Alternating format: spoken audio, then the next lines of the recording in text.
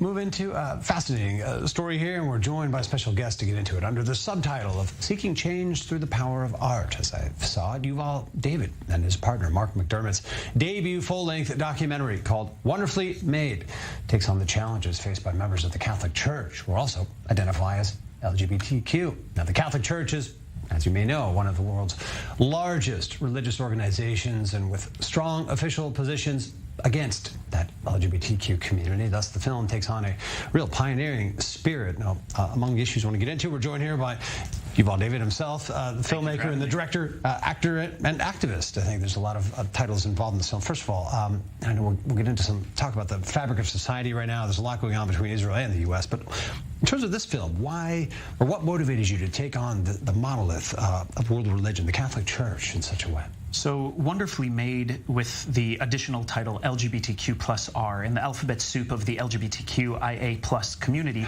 we keep adding letters because we keep trying to include people. I'm an inclusion activist. As a director, I'm including all of these people to share their stories. So what is the R? It's the R of religion. As part of this documentary series exploring the intersectionality of LGBTQ and religious identity, we also created an art project. And who is one of the most represented figures in art history?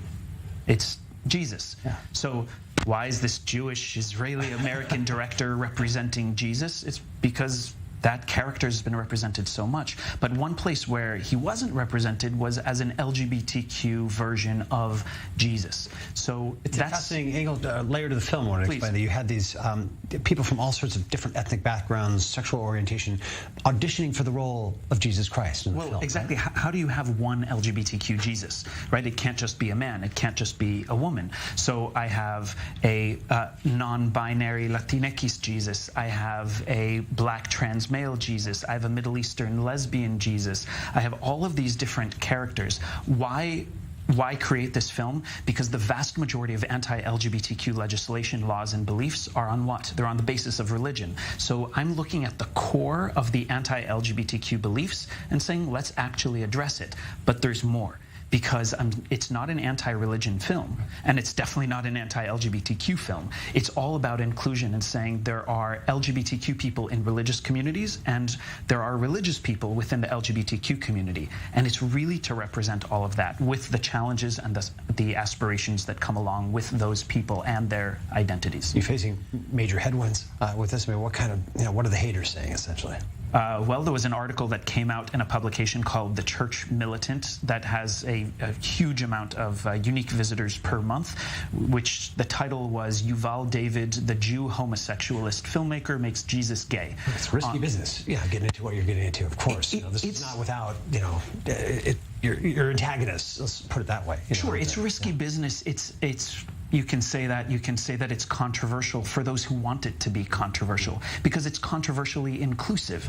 It's saying if we want to include people, if Jesus supposedly spoke about love, or if religion is about including the masses, then you need to include the masses no matter who they are. We've got about 2 minutes left. I want to make sure we get another layer in here to this conversation. You've got some other roles around the U.S. Beyond your film, beyond this film, I should just put it this way. And there's an angle I wanted to discuss with you: the impact, of issues here affecting the communities in America, specifically the Jewish community, the minority there that's facing their own, a resurgence of anti-Semitic display in various places. How does the Israeli electoral moment here factor into America? Israeli politics completely affects international Jewish communities. I work as the director of mobilization for the End Jew Hatred movement. It's the first time we've had a civil rights and social justice movement for the Jewish people. In this era of civil rights and social justice attention, like the Black Lives Matter movement, like the Me Too movement, like the women's movement, like the LGBTQ movement, which I see as the most successful civil rights movement, where we say these are our pronouns, this is how we should be seen. We're in an era where we need to re-educate, not cancel, but counsel culture and consequence culture, and say this is our narrative, this is our peoplehood, and we need to represent ourselves the way we want to be seen. So the Israeli politics and what's happening right now up until Tuesday, it's going to be a very big day, completely affects the global Jewish community. And nearly, or just less than half of all the global Jewish population lives in the United States. Everything that happens in Israel affects us in the United States. So Israelis need to remember this when they go and vote, that they're not only voting for themselves here in the country, they're voting for all of us. Because people in the United States, they will say that they're anti-Israel or anti-Zionist, and they're using those terms instead of saying that they're Jew haters.